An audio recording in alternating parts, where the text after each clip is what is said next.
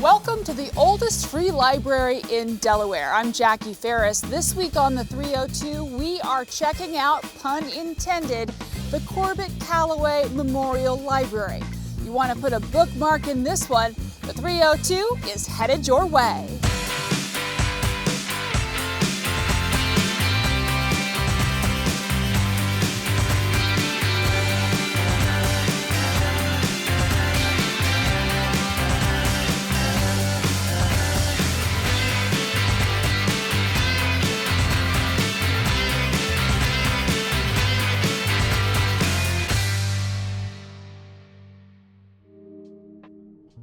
Hey everybody, welcome to the oldest free library in Delaware.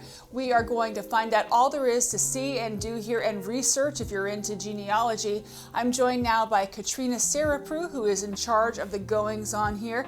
Katrina, thank you so much for joining us. Tell us a little bit about the history of the library. Thank you for having me. I'm really proud to say that this library has been a unique historical entity since 1847. Wow. We're the first library in Delaware to be free to everyone, including women and children. Mm-hmm. We were one of the first 5 in the colonies, the states, and we were really proud of that. We've been in a couple different, locations since its entity, but Mr. Corbett first started the library in his house, and he was a Quaker and made it available to the people in the town to use, and we've been open ever since. So other libraries that may be older, you had to pay to get in? Historically, you'd had to be male and pay a subscription. So we were first to be free to everyone, including women and children. So what kinds of people came originally, you think? To this library, the people who lived in Odessa. Yeah. Yeah. And then as we grew, more people from, surrounding areas. But it was always free, and it was always available to everyone. But this has been a resource for people who want to do research and things like that. You have a lot of documents. How many documents and artifacts did you say you have? Our library houses over 35,000 items, and part of that collection is a Delmarva collection. So anybody who wants to come and do research on their family, on maybe where they're living in the Delmarva area, so Delaware, the upper part of Virginia, and the Maryland Eastern Shore.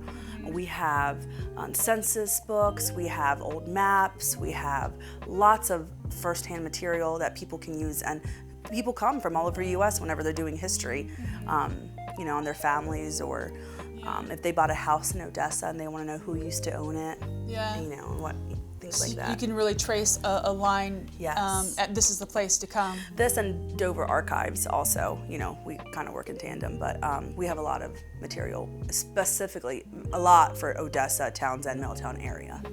And you have some of the original collection. We went into, was it the Delaware room? Calloway room. The Calloway room, Yep. And we saw lining the walls. I mean, those books are really old. Can you read those books? You could. You can't check them out, but you're more than welcome to take a peek at them. So how does it work if I want to do some research? I just call you up, I just show up? Show up. Yeah. You can show up, and if you let us know what you're looking for, we can help you find some of those things. Sometimes people already come in, look online, because everything is online also. Yeah. And they already know what they want to find, and they're just ready to look up different materials. Any major surprises over the years? Somebody finds something just, oh my goodness. Yeah, I'm sure. I can imagine, with all the people that come in, they find out that they're related to someone famous, or their family was here whenever something important happened. We've had lots of families, learn that their family have been here a lot longer than they thought.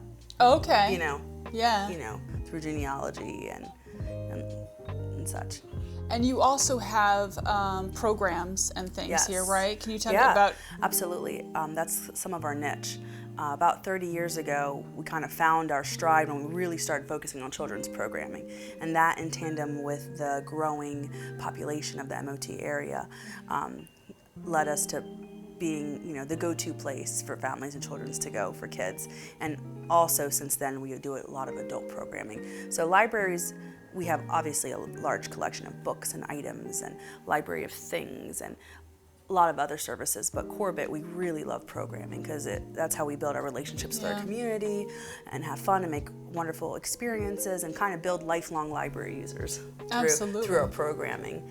Kids programming, teen programming, adult programming, programs for seniors, any age. So when you talk about the programming, I mean, I would imagine some of that's probably history related, right? With some of your items. We probably have a historical lecture about once a month. Okay. And sometimes it's specific to Odessa, sometimes it's just specific to Delaware, sometimes it's specific to our region. But we have a great, group of community who enjoy those and keep coming back for more. I can imagine. I know that we have done a lot of shows with Historic Odessa. So do you work in tandem with the folks at Historic Odessa to do some of these programs and bring in speakers, stuff like that? Yeah, they share their speakers. They're really great. Aren't they? Yeah, they're wonderful. They love to share. Their spaces and speakers, and sometimes they let us use the buildings, Yeah. But just yesterday, we had a presentation about canning in the area. Oh. And he is a volunteer at Historic Houses, and we're like, can you come here? And so he's going to come here soon and do that same program for us. So it really is amazing, just the huge resource that libraries are, and I think sometimes people forget because we're so busy being on our phones, we don't realize that, there's a place where you can go and you can actually touch a book and you can go through and you can see things that are, 100, 200 years old. I think people forget we're not just books. Yeah. You can check out a guitar at the library. You can check out a water pressure machine. You can check out telescopes. You can check out, we have a free seed library here. We were the first library to have a free seed library. Wow. You said seed? Seed. Okay. Just for seeds. Okay, so I can come check out seeds? Yeah. So I have to bring them back? No, no, you don't. And then I think people just forget it's more of a community hub. Yeah. Moving places and parts. Fantastic. Well, there's so much more to tell you about the Corbit-Calloway Library, Memorial Library. We'll be right back.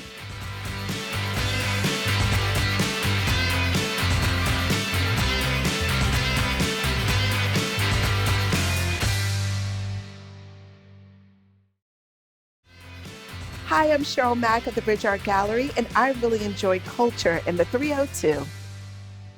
Welcome back. We're checking out all of the treasures here at the Corbit-Calloway Memorial Library, and Katrina, who kind of runs the show, you're going to show us some of the artifacts that you have that we can come, like if I was curious, I could come and look at this, right? Yeah, absolutely. Okay. So what is this? So this is Atlas of State of Delaware, but from 1868, hand-drawn by D.J. Beers and published by Pomeroy and Beers. Our patrons like to come and see what it used to look like over 100 years ago. Sometimes they look at Odessa specifically where we're located, and they can see different plots of land and who owned that land and that house back then. Sometimes they come to see what farm their new development is in. Okay. Because there's a lot of history there of who owned it and how ended up being a neighborhood. But it's really cool, and a local town right beside us, Middletown, which is bigger, is also in here. And people like to look at that and kind of compare their notes to where maybe their relatives used to live, or maybe the migration of their families through the generations. Yeah. Now this is really cool because it has, a business directory here. So if you're looking to find, say, a relative that had a feed store or whatever, I mean, this is really interesting. You can see where it was, Yeah. In comparison to where we are now. Yeah, which sometimes is very surprising. You can also see how the town grew, right? Yes. So this is not only a map, but it's I guess a portal into the past. Yeah, absolutely. Yeah, absolutely. So what else do we have under here? We also have other areas of Delaware, like the whole Appoquinimink region, which is where we're situated. We used to be a port for different types of industry, tannery, canning, and such. So that's always been here, but not all the way the land has changed with development and farming, and especially in the last 30 years is much different. So they're able to really kind of see the whole area and how that's changed, and also what areas used to be called. For example, this area used to be called the St. George's area, but now they have a lot, Red Lion area, Bear, Duck Creek area, which is a little bit south of us, used to be called Duck Creek, but now we have Smyrna, and we have, so also the naming of areas has changed. Yeah. And you're able to see that. That's pretty cool. So how do you take care of stuff like this? I mean, I can't even imagine how many people have gone through these pages. Yeah. Well, we write a lot of grants to keep our materials in good condition. For example, this goes into a cabinet that, that we can lock, but also that just keeps it controlled when it comes to weather and temperature and temperature. Stuff. Yeah. That's amazing. Do you have like other organizations, other historical societies, borrow things, Sometimes, sometimes for presentations that they're doing or research that they're doing. Yeah. But yeah, a lot of it is accessible online. But this is where you can come and touch it. How do you get all this stuff online? If you over 9,000 pieces, is that right? What did you say? We house over 35,000 items. All right, that's much more than 9,000. So how do you get all this stuff online, and how do you keep it accessible to all the people? So these type of items aren't quite online. Okay. It'll show you that we have it. Okay. But if you want to come see it, see what it looks like, you can come in. But some of our other items, like our books and DVDs and postcards, are just digitized, and they're able to and Delaware has a whole system where you can check in and check out anywhere in Delaware. And so people can go online and at least see what we have to offer. It might not have a picture of it, but and they can access that. And visitors, they can just, like, say somebody from Pennsylvania, has family in this area and they want to find out more, they can just come in. Yep, and absolutely. You don't have to have a library Nope. card or anything like that. Nope. That's pretty convenient. Yeah. That's pretty convenient. Yeah. So you have some books that you wanted to show us. Yeah, I I'm just thought gonna this hand was a really over. cool Yeah. item to show because a lot of times people come in and they know, okay, my great-great-great uncle was named Richard Harry. But I don't know what year he lived in the area. Yeah. And I'm not exactly sure what he did.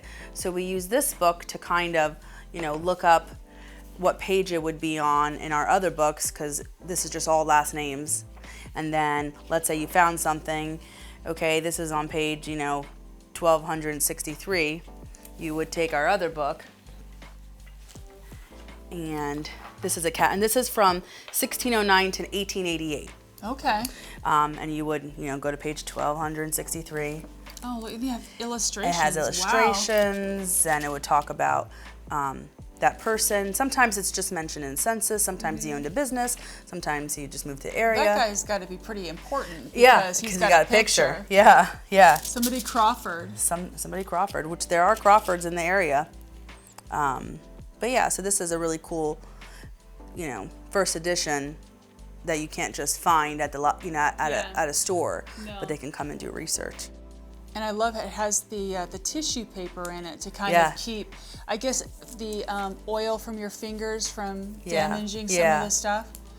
Try to keep it in best condition as we can. Yeah, well, I mean, hopefully, because you want it to last another couple hundred years. Absolutely. Down the road, definitely. Because you have a lot of stuff going on, a lot of research projects happening, a lot of people coming in, going through your stuff, and you want to continue to be a hub, right? Absolutely. Now, you have a fundraising campaign to kind of like keep your mission going, and we're going to talk about that when we return.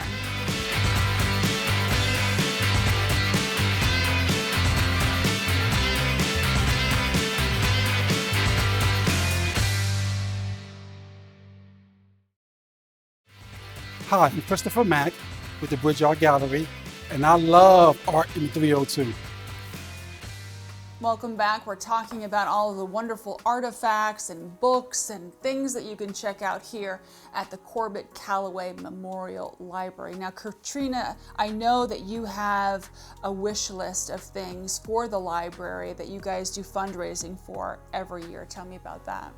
Well, to help pay for our programming that we provide for free to anybody in Delaware in the area, both kids and adults, we host an annual Mayfest in Odessa. Okay. Yeah, it's a wonderful community event where we have over 60 crafters and vendors and small businesses. We have a kids area of games and inflatables. We have a large raffle, live music, a train rides for kids. We also have an MC and This year we're adding a flower bar where people can make their own, flower bouquets, and it's a really wonderful event that any family can come to because we provide some activities to pay to help for the fundraiser, but there's also lots of free activities for families who maybe just want to go to a community event and can't afford. And it helps pay for the programming all year long for kids and adults. Now, you also have University of Delaware come out and do stuff? Yeah, their 4-H group comes and brings hatched baby chicks. Aww. And kids are allowed to hold the chicks, and they learn about they can learn about chickens and through their program, and the kids really love that. We also have performers come. This year we'll have one who does storytelling and music in Spanish and English. Oh, wow. And we'll have a petting zoo that the kids can learn a little bit about, animals, and also get to pet them and feed them. But yeah. So if you have kids, this is probably a great weekend to come down. Now, it's just one day, and it's in May, right? Rain or shine, always the first Saturday in May. And it's a wonderful experience for the community to come to. It's a really fun day. Now, you said people are committed to this event because rain or shine, no joke, right? Yeah, it rains probably about 70% of the years that we've done this. Last year it poured rain, and we still had almost 2,000 people come to the town. The year before it didn't rain, and we had almost 4,000 people. So we'll have parking at a local school down the street that they can take the bus to come here. Our friends group also does a book sale at the old bank down the street. So it has something for everybody, families, kids, seniors, adults. So it's a great way to do a couple of things. One, take care of your family, go on a little trip. 2, help a library. 3, just explore a new area of Delaware. Absolutely. So, what kind of advice would you give somebody who's going to see this? Because we're seeing in Delaware, Pennsylvania, and New Jersey. Maybe they want to come, they want to check it out, they want to be supportive. We get a lot of 302 fans out there that go to all of our things. What would you suggest they do while they're in town for this festival, in addition to going to the festival? Visit the historic houses because they're a wonderful set of museums that you can see history live. Cantwell's Tavern is a wonderful restaurant located in a historic building. You don't have to tell me. That's good, yeah. We also have, Middletown Historical Society just a couple miles away if you're looking for the history aspect. And lots of new restaurants and stores, on that side of town. But this time, you can enjoy in Odessa our historical town, beautiful marshes, drive on Route 9 that day and really see Delaware, that sometimes we forget about when we're in the cities and the suburbs. Absolutely. I mean, if you're not from Delaware and you come to Delaware, you're blown away by the history and just the culture and the restaurants. Oh my gosh, so good. So what would you say is the best part of your job? Building relationships with the community and people so that they come back. Our library is really wonderful because sometimes we have 4 generations come in. Wow. Someone used to come with their kid, and then that person's now coming with their child, or came with their child, and now that person's coming with their child. Yeah. We have a wonderful legacy here of people just being lifelong library users. I've been here for 18 years, which sounds like a long time, but we have staff who've been here 42 years, 32 years, 27 years. Yeah. It's just a wonderful community that is always here for you, no matter what. And my favorite part is learning about people and building relationships with people. Yeah, and we talked a little bit about some of the other programs that you have, but is there anything else that you want to share in terms of things people can do? Yeah, I mean, a library, we're a full-service library. We have public computers, a library of things, programming. We have lots of collaborations with nonprofits.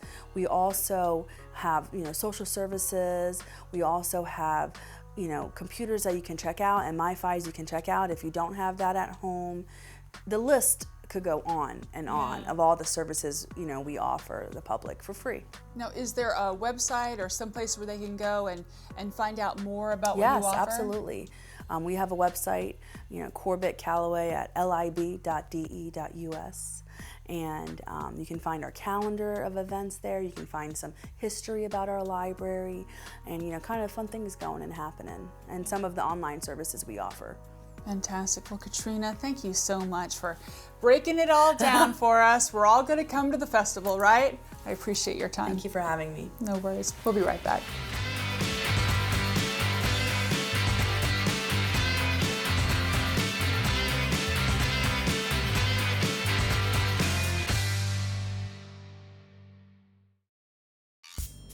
As you can see, this is the perfect spot for Delmarva genealogy. If you happen to come here to do some research, make sure you snap a picture and share it with us on Facebook. Now, here are some other things you might want to check out.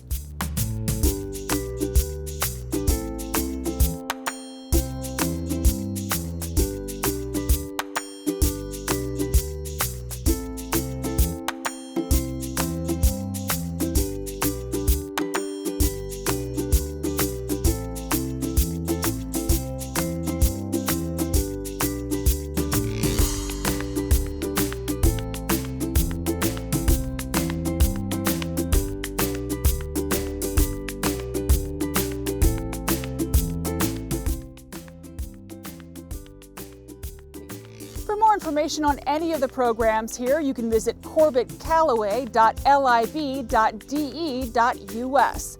That'll do it for this week's episode of the 302. Make sure you follow us on Facebook for some behind-the-scenes content you're just not going to get anywhere else. We're going to leave you now with some spring crocus in bloom. Until next time, I'm Jackie Ferris. Tell them you saw it on the 302.